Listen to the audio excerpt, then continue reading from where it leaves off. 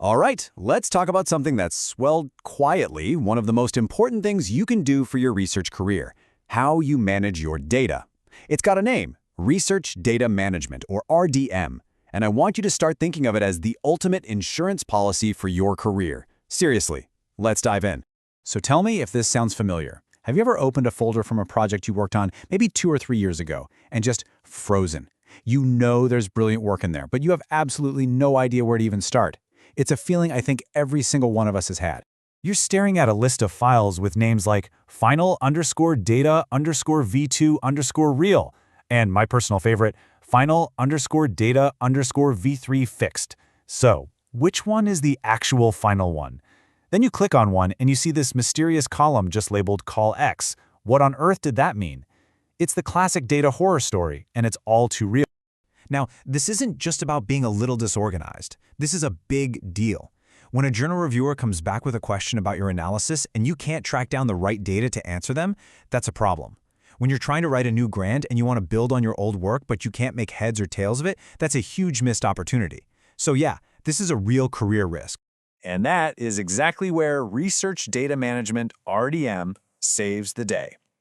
You can really just think of it as the ultimate act of kindness to your future self. It's the plan you put in place today to make sure the amazing work you're doing is still understandable, defensible, and reusable years down the road.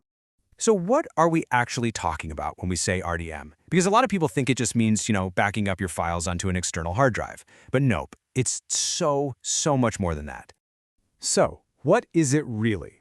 RDM is all about the active stewardship of your data across the entire research lifecycle. And that's the key part. This isn't something you just tack on at the very end of a project. It's a process that starts before you've even collected a single data point and keeps going long after your paper gets published. You can pretty much break it down into 3 simple stages. First up is planning. This is where you write up a data management plan, or a DMP, which is basically a roadmap. Second, you have the active research phase. This is where you actually follow that roadmap, using consistent file names, keeping folders organized, and finally, you've got preservation. That's all about giving your data a safe, long-term home so it doesn't just disappear on an old laptop somewhere. Now, the big goal here, the whole point, is to make your data fair. You've probably heard this acronym. It's a globally recognized standard. It means your data should be findable, so people can actually discover it, accessible, so they can get to it, interoperable, meaning it can work with different kinds of software, and of course, reusable, so that you and other researchers can build on your work in the future. Okay, so why are we talking about this right now, especially for us here in Canada? Well, because this stuff is no longer just a nice-to-have best practice. It is quickly becoming a core requirement of doing research in this country. Here's the deal. Back in 2021, Canada's 3 big federal granting agencies, the Tri-Agency, released their official research data management policy. And it really boils down to 3 main things for us. First, every institution had to publish an RDM strategy. Second, and this is the one that affects you directly, you now have to submit a data management plan for certain grants. And third, a data deposit requirement is being phased in, meaning you'll need to put your data in a repository down the line. But, and this is a huge but, the Canadian context has this incredibly important layer of nuance. The tri-agency policy itself is crystal clear that when you're working with data from or about Indigenous communities, it has to be handled differently, fully respecting the principles of Indigenous self-determination and data sovereignty. For First Nations data, the gold standard framework is OCAP. It stands for Ownership, Control, Access, and Possession. And what it asserts is that First Nations communities have the absolute right to control their own data, how it's collected, how it's used, and how it gets shared, period. And this comparison here illustrates the point perfectly. RDM in Canada is not just a policy of open data at all costs. Not at all.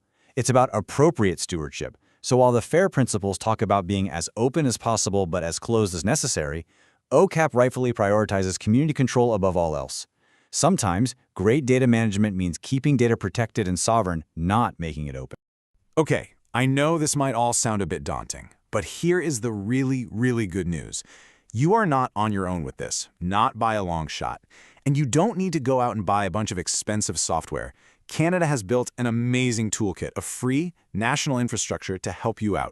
First up, To help you with that data management plan requirement, there is the DMP Assistant. It's a fantastic, free, bilingual online tool from the Digital Research Alliance of Canada. It literally walks you, question by question, through the entire process of building a DMP. It's the perfect place to start. Next, when it's time to actually preserve and share that data, we have Borealis. Think of it as Canada's go-to repository service, supported by university libraries all across the country. It's secure, it's reliable, and it's pretty much perfect for the kinds of data sets that come out of most research projects. But what if you're working with absolutely massive data sets? You know, terabytes and terabytes of information.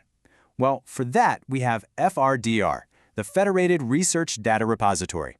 It is specifically designed to handle that big data, and it even comes with a dedicated curation service to help you get your files ready for deposit.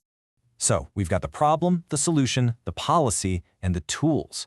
But let's circle back to the most important question of all. Besides avoiding that future headache and ticking a box for a funder, what is really in it for you? Well, first, there's a real citation advantage. Get this, studies have shown that papers that link out to their datasets get cited more often. That's a direct boost to your impact. Second, collaboration just gets so much easier when your partners can actually open your files and understand what's going on. And finally, there's just good old-fashioned peace of mind, knowing that your life's work is safe from a crashed hard drive or a stolen laptop. So what's your next move? Step 1, don't panic. Seriously, the support is there for you. The single best thing you can do right now is go to your university library's website and just search for RDM or data management. I promise you, you will find guides, resources, and the contact info for the people whose actual job it is to help you with all of this. So, I'll leave you with this one question to think about. Right now, is the data sitting on your computer a valuable asset that's going to power your future career? Or is it slowly becoming a liability that you won't be able to make sense of in a few years? The choice, and now the tools to manage it, are all yours. Thanks for tuning in.